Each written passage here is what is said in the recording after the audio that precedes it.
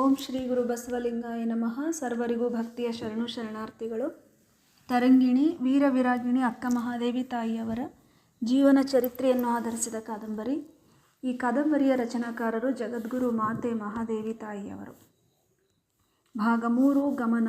ಇದರಲ್ಲಿ ಅಧ್ಯಾಯ 31 ಪ್ರಕೃತಿಯ ಪ್ರಶಾಂತ ಮಡಿಲಲ್ಲಿ. ಈ ಅಧ್ಯಾಯದ 2ನೇ ಭಾಗ. ಮಾಯಾದೇವಿ ಪ್ರಭುದೇವ, ಮಹಾದೇವಿ ಕೌಶಿಕ. ಈ ದೇವನ ಬುದ್ಧಿ ಒಮ್ಮೊಮ್ಮೆ ಕಡಿವಾಣವಿಲ್ಲದೆ ಓಡುವಂತೆ ತೋರುವುದು. ಮಾಯಾದೇವಿ ಎಂತಹವಳನ್ನಾದರೂ ಕೌಶಿಕನಿಗೆ ಗಂಟು ಹಾಕಿದರೆ ಒಳಿತಾದೀತು.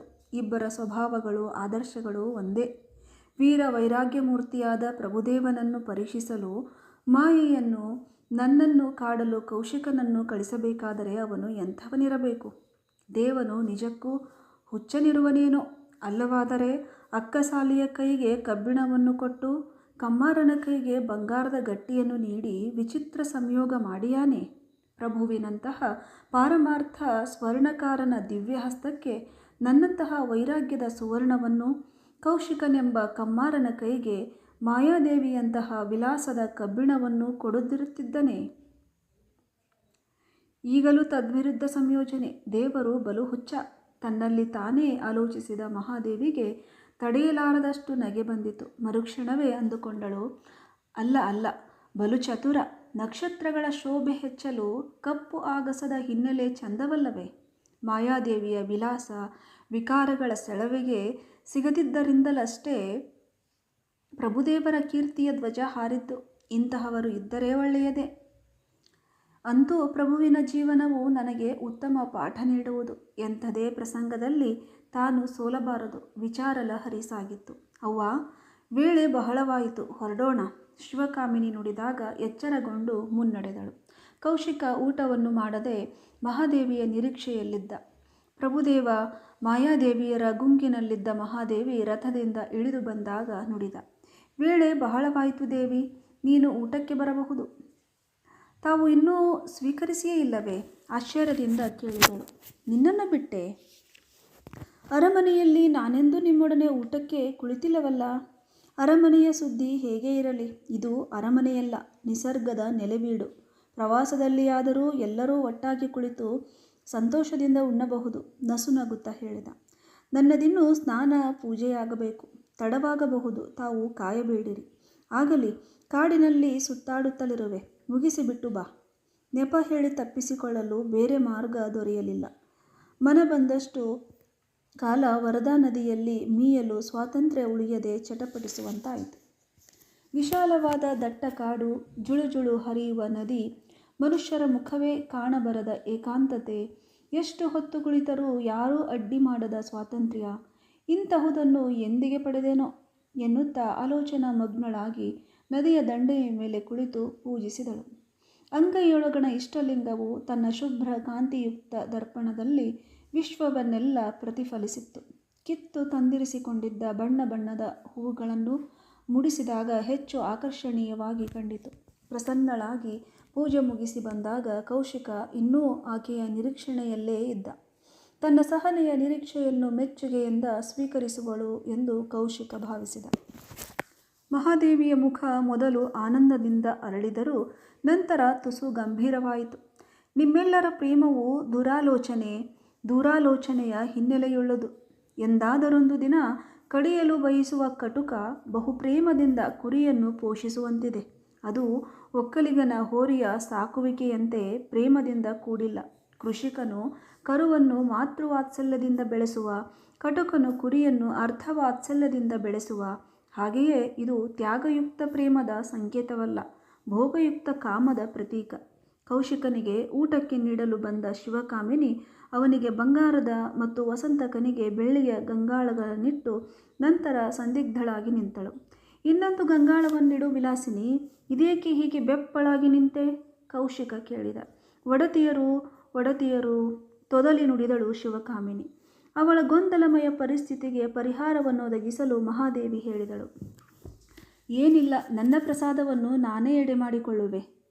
ತಾನು ತೊಳೆದುಕೊಂಡು ತಂದಿದ್ದ ಕಂಚಿನ ಗಂಗಾಳವನ್ನು ತನ್ನೆದುರಿಗೆ ಇರಿಸಿಕೊಂಡಳು. ಇಷ್ಟು ದಿನವಾದರೂ ಹೇಳಬಾರದೆ ವಿಲಾಸಿನಿ? ಅರಸಿಯರಿಗೆ ಕಂಚಿನ ಗಂಗಾಳವೇ? ಛೇ, ಕೌಶಿಕ ಕುಪಿತನಾದ. ಮಹಾದೇವಿ ನಕ್ಕು ಹೇಳಿದಳು, ಯಾವ ಗಂಗಾಳದಲ್ಲುಂಡರೂ ಜಠರಾಗ್ನಿಯನ್ನದು ತಣಿಸುವುದಷ್ಟೇ. ಬನವಸೆಯ ಸಂದರ್ಶನಕ್ಕೆ ಆಕೆ ಹೋದಾಗ ಕೌಶಿಕನು ಸ್ವತಃ ನಿಂತು ವಿಶೇಷ ಭಕ್ಷ್ಯಭೋಜ್ಯಗಳನ್ನು ಸಿದ್ಧಪಡಿಸಲು ಬಾಣಸಿಗರಿಗೆ ಹೇಳಿದ್ದ. ಹಾಲುಂಡೆ, ಮೇಲೋಗರ, ಪರಡಿಯ ಪಾಯಸ, ಬೀಸುಂಬೂರಿಗೆ, ಮೊಸರೋಗರ, ಕೆನೆಮೊಸರು, ಒಗ್ಗರಣೆಯ ಮಜ್ಜಿಗೆ ಇವೆಲ್ಲವುಗಳನ್ನು ಪಾಕ ಮಾಡಲು ಸಲಹೆ ನೀಡಿದ್ದ. ತಾನೇ ಮಹಾದೇವಿಗೆ ನೀಡಿಸಿ ಅವಳನ್ನು ಸಂತೋಷಪಡಿಸುವ ಆಸೆ ಅವನದಿತ್ತು. ಅವನ ಪ್ರಯಾಣಕ್ಕೆ ಎಲ್ಲವನ್ನೂ ನೀಡಿದ ಶಿವಕಾಮಿನಿ ಸುಮ್ಮನೆ ನಿಂತಾಗ ಮಹಾದೇವಿಯು ತಾನೇ ನೀಡಿಕೊಳ್ಳುವುದಾದರೆ ಭಾಜನಗಳನ್ನು ಸಮೀಪದಲ್ಲಿಡು ಎಂದು ಸಂಕಟದಿಂದ ನುಡಿದ.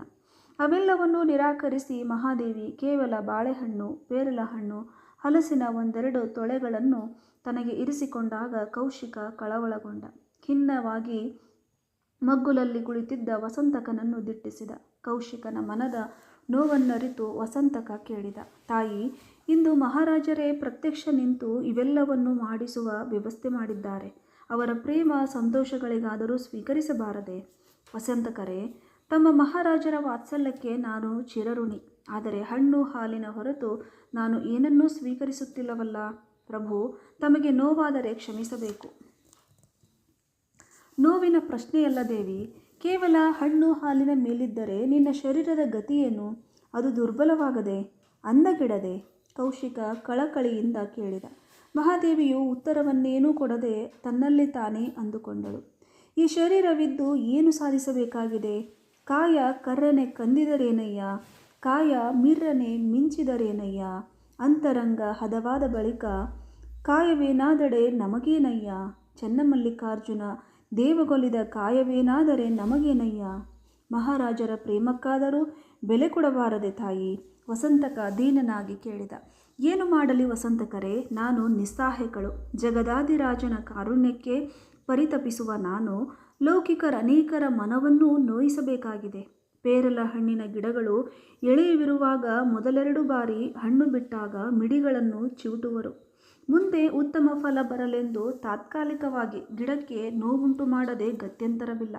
ಹಾಗೆಯೇ ನಾನು ಬಯಸಿರುವ ಆ ಮಹಾದೇವನ ಒಲುವಿಗಾಗಿ ಬಹುನಿಷ್ಠುರದ ಜೀವನ ತಾಳಬೇಕಾಗಿದೆ. ಅವನು ಬಲು ಮುನಿಸುಗಾರ. ಕಣ್ಣಲ್ಲಿ ಕಣ್ಣಿಟ್ಟು ಒಲಿದು ಬಂದವರ ದೋಷ ಹುಡುಕುವನು. ಕೌಶಿಕ ಮುಖ ಸಣ್ಣದಾಗಿ ನೋವಿನ ನೆರಳು ಸುಳಿಯಿತು. ಎಡೆಯ ತುಂಬ ಪರಿಕರಗಳನ್ನೊಂದನ್ನೂ ಅವನು ಮುಟ್ಟಿರಲಿಲ್ಲ. ಮಹಾಪ್ರಭುಗಳು, ಮನ್ನಿಸಿರಿ. ನನ್ನ ನೇಮದ ಮುರಿತಕ್ಕೆ ಪ್ರಯತ್ನಿಸಬೇಡಿ. ಆನಂದದಾಯಕವಾಗಿ ವೇಳೆ ಕಳೆಯಲು ಬಂದಿರುವ ತಾವು ನನ್ನ ಸಲುವಾಗಿ ಕಹಿ ಪ್ರಸಂಗಗಳನ್ನು ಆಹ್ವಾನಿಸದಿರಿ. ನನಗೆ ಈ ವಿಷಯದಲ್ಲಿ ಸ್ವಾತಂತ್ರ್ಯ ನೀಡಿಬಿಡಿರಿ. ನಿಮಗೆ ನಾನು ಚಿರಋಣಿಯಾಗಿರುವೆ. ಅನಿವಾರ್ಯವಾಗಿ ಕೌಶಿಕ ವಸಂತಕರಿಬ್ಬರೂ ಊಟವನ್ನು ಮುಗಿಸಿದರು. ಮಹಾದೇವಿ ಪ್ರಸಾದವನ್ನು ಸ್ವೀಕರಿಸಿ ವರದೆಯ ನದಿಗುಂಟ ಓಡಾಡತೊಡಗಿದಳು. ಪರಿಚಾರಕ ಬಳಗವೂ ಉಂಡು ಸಿದ್ಧವಾಗತೊಡಗಿತು. ಮತ್ತೆ ಪ್ರಯಾಣ ಮುಂದುವರಿಯಿತು.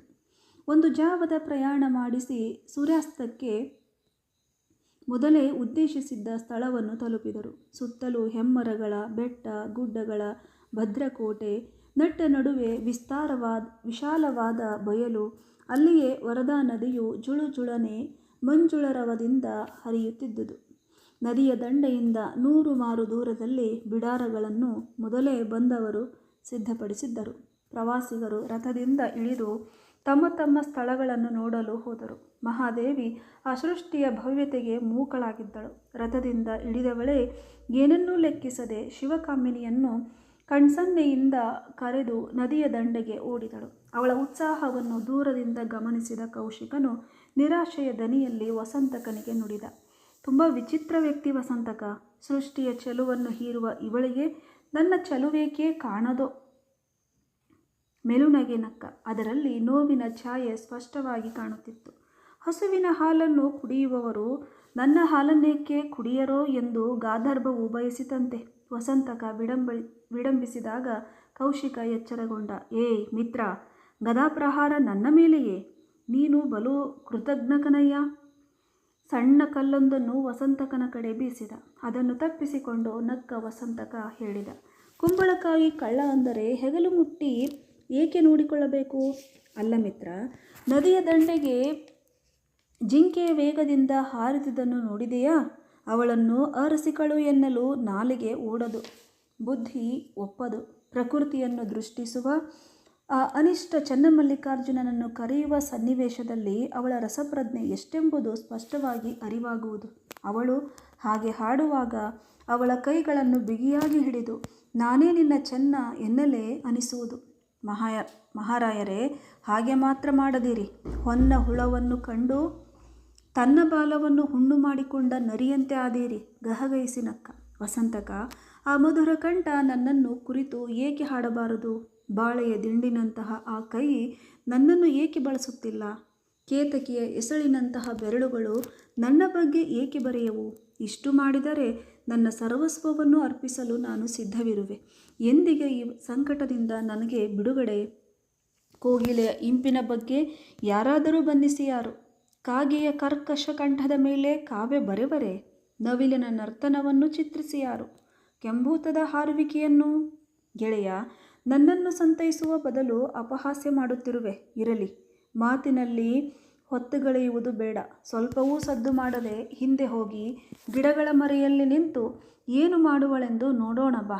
ಮೆಲ್ಲನೆ ಹೆಜ್ಜೆ ಇರಿಸುತ್ತಾ ಇಬ್ಬರೂ ನಡೆದರು. ಅದೇ ಆಗ ಪಶ್ಚಿಮದಲ್ಲಿ ಒಂದು ಮಾರು ಎತ್ತರದ ಆಗಸದಲ್ಲಿ ಸೂರ್ಯನೆದ್ದು ಅಸ್ತಂಗತನಾಗಲಿಕ್ಕೆ ಅವಸರಿಸುತ್ತಿದ್ದ. ಪಶ್ಚಿಮಕ್ಕೆ ಎದುರಾಗಿ ಬಂಡೆಗಲ್ಲಿನ ಮೇಲೆ ಕುಳಿತ ಮಹಾದೇವಿ ಕಾಲನ್ನು ನೀರಿನಲ್ಲಿ ಇಳಿಯಬಿಟ್ಟ ಹಗುರಾಗಿ ಆಡಿಸುತ್ತಿದ್ದಳು. ಕೆಂಬಣ್ಣದ ಓಕುಳಿಯನ್ನು ಆಗಸದಲ್ಲೆಲ್ಲ ಚೆಲ್ಲುತ್ತಾ ಇಳಿಯತೊಡಗಿದ ಸೂರ್ಯನು ಸಪ್ತವರ್ಣದ ಕಮಾನಿನ ರೇಖಾಚಿತ್ರವನ್ನು ಮೂಡಿಸತೊಡಗಿದ್ದ. ವಿವಿಧ ವರ್ಣಗಳ ಛಾಯೆ ತನ್ನ ತೆಳು ತೆರೆಯನ್ನು ಸೃಷ್ಟಿಯ ಮೇಲೆ ಹೊದ್ದಿಸತೊಡಗಿತ್ತು. ಕಾಡಿನ ವಲಯವನ್ನು ದಾಟಿ ಹೋಗುವ ದನಗಳ ಅಂಬಾ ಎಂಬ ಧ್ವನಿ ದೂರದಲ್ಲಿಂದ ಕೇಳಿಸುತ್ತಿತ್ತು. ಗೂಡು ಸೇರುವ ಹಕ್ಕಿಗಳು ಸಂಭ್ರಮದ ದನಿಯಿಂದ ಕಲರವ ಮಾಡುತ್ತಿದ್ದವು. ತಾಯಿ ತಂದೆಯರ ಬರವಿಗಾಗಿ ಕಾತುರದಿಂದ ಕಾಯುತ್ತಿದ್ದ ಪಕ್ಷಿಗಳ ಮರಿಗಳು ಕುತ್ತಿಗೆ ಚಾಚಿ ಸ್ವಾಗತಿಸಿ ಆಹಾರಕ್ಕಾಗಿ ಕೊಕ್ಕು ತೆರೆಯುತ್ತಿದ್ದವು. ನದಿಯ ಆ ಬದಿಗೆ ವಿಸ್ತಾರವಾಗಿ ಬೆಳೆದು ನಿಂತಹ ದಟ್ಟವಾದ ಮರಗಳು ಸತ್ತಿಗೆಯಂತೆ ನಿಂತು ಬಿಸಿಲು ಬಿದ್ದಾಗ ಭೂಮಿಯ ಸ್ಪರ್ಶವನ್ನು ಬಿಸಿಲು ಪಡೆಯದಂತೆ ಮಾಡುತ್ತಿದ್ದವು. ವೇಗವಾಗಿ ಗಾಳಿ ಬೀಸಿದಾಗ ಎಲೆಗಳಳುಗಿ ಅವುಗಳ ಮಧ್ಯೆ ತೂರಿ ಬರುತ್ತಿದ್ದ ಕಿರಣಗಳಿಂದ ನೆಲದ ಮೇಲೆ ಬೆಳಕಿನ ಜರಡಿಯನ್ನು ಆಡಿಸಿದಂತೆ ಆಗುತ್ತಿತ್ತು. ಹಸಿರೆಲೆಗಳ ನಡುವೆ ಶೋಭಿಸುವ ತಾಮ್ರವರ್ಣದ ಮಾಂದಳಿರು ಬಹು ಸುಂದರವಾಗಿ ತೋರುತ್ತಿದ್ದವು. ದಟ್ಟವಾದ ಮರದ ತುಂಬ ದನದ ಗೊರಸಿನಾಕೃತಿಯ ಬಲಿಯ ದಳ, ಬೂದು ಬಣ್ಣದ ಗೆರೆ, ಚುಕ್ಕೆಗಳಿಂದ ಕೂಡಿದ ಕಂಚುವಾಳದ ಹೂವುಗಳು ನಳನಳಿಸುತ್ತಿದ್ದರೆ, ಉದುರಿ ಬಿದ್ದ ಹೂವಿನ ದಳಗಳು ನೆಲದ ಮೇಲೆ ಬಣ್ಣ ಬಣ್ಣದ ರತ್ನಗಂಬಳಿಯನ್ನು ಹಾಸಿದ್ದವು. ಇನ್ನೊಂದು ಕಡೆ ಮುಗಿಲು ಮುಟ್ಟುವಂತೆ ಬೆಳೆದ ಸುರಹೊನ್ನೆ ಗಿಡಗಳು ಬಿಳಿಯ ಹೂವುಗಳಿಂದಲಂಕೃತವಾಗಿ ಮುತ್ತಿನ ಆಭರಣಗಳನ್ನು ಒತ್ತಾಗಿ ಧರಿಸಿದಂತೆ ಶೋಭಿಸುತ್ತಾ ದಟ್ಟವಾಗಿ ಆಹ್ಲಾದಕರ ನೆರಳನ್ನು ಕೊಡುತ್ತಿದ್ದವು. ನದಿಯ ದಂಡೆಯ ಮೇಲೆ ಪೊದರು ಪೊದರಾಗಿ ಬೆಳೆದ ಕೇದಗೆಯ ಪೊದೆ ಬೀಸಿದ ಗಾಳಿಯ ಓಘಕ್ಕೆ ಅನುಗುಣವಾಗಿ ತೂಗಿ ಗಾಳಿಗೆ ತನ್ನ ಪರಿಮಳದ ಬಳುವಳಿಯನ್ನಿತ್ತು ಅದು ಬೀಳ್ಕೊಡುತ್ತಿತ್ತು. ಸೂರ್ಯನು ಅಸ್ತಂಗತನಾಗುತ್ತಲೇ ಸಂಜೆಗಪ್ಪು ಕವಿಯತೊಡಗಿತು. ನಿಸರ್ಗ ಸೌಂದರ್ಯವನ್ನು ಸವಿಯುವುದರ ಒಡನೆ ಮಹಾದೇವಿಯ ಬಿಸಿ ಉಸಿರು ಹೊರಹೊಮ್ಮಿತು. ಆಲಿಸೆನ್ನ ಭಿನ್ನಪವ ಲಾಲಿಸೆನ್ನ ಭಿನ್ನವ ಪಾಲಿಸೆನ್ನ ಭಿನ್ನಪವ ಏಕೆನ್ನ ಮೊರೆಯ ಕೇಳೆಯಯ್ಯ ತಂದೆ, ನೀನಲ್ಲದೆ ಮತ್ತಿಲ್ಲ, ನೀನೇ ಎನಗೆ ಗತಿ, ನೀನೇ ಎನಗೆ ಮತಿಯಯ್ಯ. ಮಲ್ಲಿಕಾರ್ಜುನ ಜಗದ ಒಳಹೊರಗೆಲ್ಲ ವ್ಯಾಪಿಸಿದ್ದರೂ ಹೀಗೇಕೆ ಕಾಣದಂತೆ ಕಣ್ಣು ಮುಚ್ಚಾಲೆಯಾಡುವೆ? ನಿಜ, ನನಗೆ ಸವತಿಯರು ಬಹಳ. ಈ ಪ್ರಕೃತಿಯು ತನ್ನ ಒಡಲ ಬೆಡಗಿನಲ್ಲಿ ನಿನ್ನ ಹಿಡಿದು ಇಟ್ಟುಕೊಂಡಿದ್ದಾಳೆ. ಕೋಕಿಲೆಯು ಕಂಠದಲ್ಲಿ ಅಡಗಿಸಿಕೊಂಡಿದೆ. ಸಹಸ್ರ ದೀಪಗಳ ಆರತಿಯನ್ನು ಬೆಳಗುವ ನವಿಲು ಬಂಧಿಸಿದೆ. ಅಂದಾಗ ಭಕ್ತರ ಕರೆಗೆ ಓಗೊಡಲು ನೀನೆಲ್ಲಿ ಉಳಿದಿರುವೆ? ಅವರೆಲ್ಲ ನನ್ನ ಪ್ರತಿಸ್ಪರ್ಧಿಗಳು. ಚಿಂತೆಯಿಲ್ಲ, ಅಲ್ಪ ಸ್ವಲ್ಪ ಪ್ರೇಮವನ್ನಾದರೂ ನನಗೆ ದಾನ ಮಾಡಬಾರದೆ? ಕಣ್ಣೀರಿನ ಹನಿಗಳು ಕಪೋಲದ ಮೇಲೆ ಹರಿದಾಗ ಶಿವಕಾಮಿನಿ ಒಡತಿ ಎಂದಳು. ಬೆಚ್ಚಿ ಬಿದ್ದು ಮಹಾದೇವಿ ಕಣ್ತೆರೆದಳು. ಏಕೆ ಕಣ್ಣೀರು? ನನ್ನಿನಿಯನ ನೆನಪಾಯಿತು ಶಿವಕಾಮಿನಿ. ಅದಕ್ಕೇಕೆ ದುಃಖ? ಬಹುಶಃ ಗುಡಾರದಲ್ಲಿರಬೇಕು. ಹೋದರಾಯಿತು ಬನ್ನಿ, ನನ್ನೊಡೆಯನ ಗುಡಾರ ಇದು ನೋಡು ಶಿವೆ. ಈ ನೆಲ ಮುಗಿಲ ಮನೆಯ ತುಂಬ ಅಡಗಿರುವ ಸುಂದರನೇ ಎನ್ನೊಡೆಯ. ವಿಸ್ತಾರವಾದ ಬಾನಿನತ್ತ ಕೈ ಮಾಡಿದಳು. ಅವನ ಪೂಜೆಯೂ ಅಷ್ಟೇ ಭವ್ಯ ಶಿವೆ. ದೃಶ್ಯವಾದ ರವಿಯ ಬೆಳಗು, ಆಕಾಶದ ವಿಸ್ತೀರ್ಣ, ವಾಯುವಿನ ಚಲನೆ, ತರುಗುಲ್ಮಲತಾದಿಗಳಲ್ಲಿಯ ತಳಿರು ಪುಷ್ಪ, ಷಡುವರ್ಣಗಳೆಲ್ಲ ಹಗಲಿನ ಪ್ರಭೆ, ಚಂದ್ರಪ್ರಕಾಶ, ನಕ್ಷತ್ರ, ಅಗ್ನಿ, ವಿದ್ಯುತ್ ಆದಿಗಳು ದೀಪ್ತಿಮಯವೆನಿಸಿಪ್ಪವೆಲ್ಲ ಇರುಳಿನ ಪೂಜೆ. ಹಗಲಿರುಳು ನಡೆಯುವ ಚನ್ನಮಲ್ಲಿಕಾರ್ಜುನನ ಈ ಪೂಜೆಯನ್ನು ಗಮನಿಸುತ್ತಾ ನನ್ನನ್ನು ನಾನು ಮರೆಯುವೆ ತಾಯಿ, ತನ್ಮಯ ಭಾವದಿಂದ ಹೇಳಿ ಮೇಲಕ್ಕೆ ಎದ್ದು ಹಿಂತಿರುಗಿದಾಗ ಅತಿ ಸನಿಹದಲ್ಲಿಯೇ ಕೌಶಿಕ ವಸಂತಕರಿರುವುದನ್ನು ಕಂಡು ಬೆಚ್ಚಿದಳು. ಪ್ರಭುಗಳು ಯಾವಾಗ ಬಂದಿರಿ? ಸಾವರಿಸಿಕೊಂಡು ಕೇಳಿದಳು. ಇದೇ ಈಗ. ವಾಯುವಿಹಾರಕ್ಕೆ ಹೊರಟಿದ್ದ ನಾವು ಇಲ್ಲಿ ಬಂದಾಗ ನೀವಿರುವುದನ್ನು ಕಂಡು ಸುಮ್ಮನೆ ನಿಂತೆವು. ಕೌಶಿಕ ಉತ್ತರಿಸಿದ. ವರದಾ ನದಿಯ ಆ ಬದಿಗೆ ಕಾಡಿನ ದಟ್ಟಣೆ ಬಹಳ. ಆನೆಗಳು ನೀರು ಕುಡಿಯಲು ಬರುವ ರೂಢಿ ಇದೆ ಎಂಬುದು ಅಲ್ಲಲ್ಲಿ ಮೂಡಿದ ಆನೆಯ ಹೆಜ್ಜೆಗಳಿಂದ, ಅವುಗಳು ವಿಸರ್ಜಿಸಿದ ಜಠರಾವಶೇಷಗಳಿಂದ ತಿಳಿದು ಬರುತ್ತಿತ್ತು. ಎತ್ತರವಾದ ಗಿಡಕ್ಕೆ ಆಶ್ರಯಕ್ಕೆ ಮರದ ಅಟ್ಟಣಿಗೆ ಮಾಡಿದ್ದರು. ಅಲ್ಲಿ ಕುಳಿತು ಆನೆಗಳ ನೀರಾಟವನ್ನು ನೋಡಲು ಸಿದ್ಧತೆಯಾಗಿತ್ತು. ಮಹಾದೇವಿ ಉತ್ಸುಕತೆಯಿಂದ ಪೂಜೆ ಮುಗಿಸಿ ಫಲಾಹಾರ ಮಾಡಿದಳು. ಉಳಿದವರು ತಮ್ಮ ಊಟವನ್ನು ಮುಗಿಸಿದರು. ವನ್ಯ ಮೃಗಗಳಿಂದ ರಕ್ಷಿಸಿಕೊಳ್ಳಲಿಕ್ಕೆ ಗುಡಾರಗಳ ಮುಂದೆ ದಟ್ಟವಾಗಿ ಉರಿಯುವಂತೆ ಬೆಂಕಿ ಹಾಕಿದರು. ದೋಣಿಯಲ್ಲಿ ಕುಳಿತು ಈ ದಂಡೆಯಿಂದ ಆ ದಂಡೆಗೆ ಸಾಗಬೇಕಾಗಿತ್ತು. ಹುಣ್ಣಿಮೆಯ ನಂತರದ ದಿನಗಳಾದ್ದರಿಂದ ಚಂದ್ರೋದಯವು ನಿಧಾನವಾಗಿ ಆಗಿ ಮಂಕಳಿದು ಶುಭ್ರವಾದ ಬೆಳಕು ರಮ್ಯವಾಗಿ ಹರಡತೊಡಗಿತು. ದಟ್ಟಾರಣ್ಯದ ಗರ್ಭದಲ್ಲಿ ಕಪ್ಪೆಗಳ ವಟವಟ, ಎಲೆಗಳ ಸರಸರ, ಕೀಟಗಳ ಝೇಂಕಾರ ಸ್ವರವು ಕೇಳುತ್ತಿತ್ತು. ಆಗಾಗ ಗೂಬೆಗಳ ಪೂರ್ಣ ಸ್ವರವು ಕೇಳದಿರಲಿಲ್ಲ. ಮಿಣುಕು ಹುಳುಗಳು ಫಳಕ್ಕನೆ ಬೆಳಕಿನ ಕಿಂಡಿಗಳಂತೆ ಹಾರುತ್ತಿದ್ದವು. ಬೆಳದಿಂಗಳು ಶುಭ್ರವಾಗುವ ತನಕ ಕಾಯುತ್ತಿದ್ದು ನಂತರ ಅಂಬಿಗರು ದೋಣಿಯಲ್ಲಿ ಇವರನ್ನೆಲ್ಲ ಕುಳ್ಳಿರಿಸಿದರು. ದೋಣಿಯ ಒಂದು ಹಲಗೆಯ ಮೇಲೆ ಕೌಶಿಕ, ವಸಂತಕ, ಅವನ ಅಂಗರಕ್ಷಕರಿಬ್ಬರು, ಇವರ ಎದುರಿಗೆ ಮಹಾದೇವಿ, ಮದನರತಿ, ಶಿವಕಾಮಿನಿಯರು ಕುಳಿತರು. ವರದೆಯ ಮಡಿಲಿಗೆ ದೋಣಿ ಇಳಿದಾಗ ಮಹಾದೇವಿಗೆ ಉಲ್ಲಾಸವೆನಿಸಿತು. ತಾಳಬದ್ಧವಾಗಿ ಹುಟ್ಟು ಬೀಳತೊಡಗಿತು. ಮಹಾದೇವಿ, ನೀನೊಬ್ಬ ಕವಿಯಿತ್ರಿ, ಗಾಯಕಿಯೂ ಕೂಡ, ಹಾಡಬಲ್ಲೆಯಾ? ಭಾವಾನಂದದಲ್ಲಿ ತನ್ಮಯಳಾಗಿದ್ದ ಆಕೆಯನ್ನು ಕೌಶಿಕನ ಮಾತುಗಳು ಎಚ್ಚರಿಸಿದವು.